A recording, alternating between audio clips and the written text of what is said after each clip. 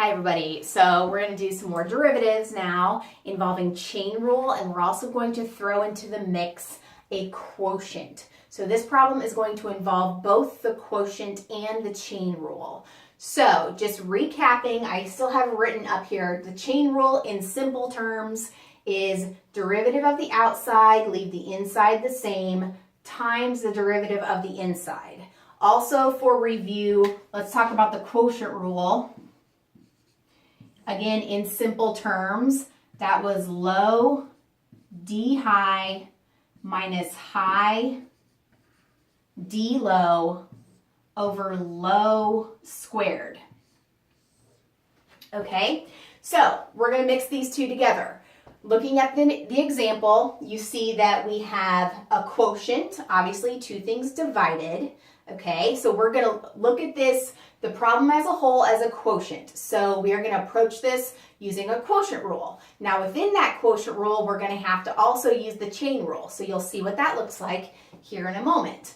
All right, so starting off here, let's just do y prime.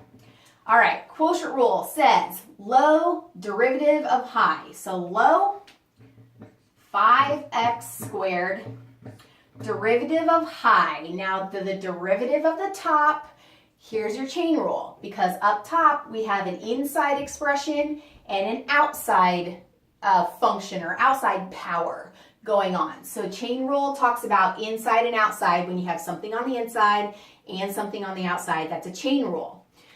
Okay, so back to the derivative of high is what we're doing.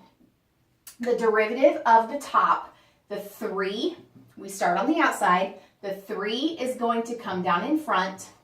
The inside stays exactly the same, x squared minus 5. Change that power to a 2. Often forgotten. Don't forget that quantity is still raised to the second power now. And then we link on, that's the chain rule, says we link on the derivative of the inside. So that would be 2x in this case.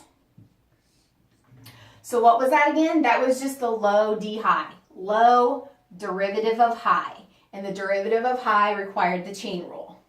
Now we have to say, I'm going to erase this just for sake of space. I will keep saying it though over and over again. That was just what the quotient rule said.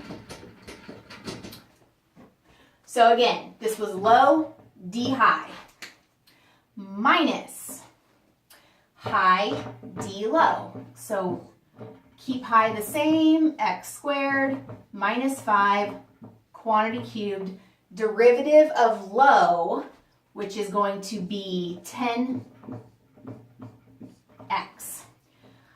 Low d high minus high d low all over low squared. That is your quotient rule, and you have a chain rule within that quotient rule. So from here on out, it's going to be algebra, simplifying. If you have to factor some of this up top, you might have to do that.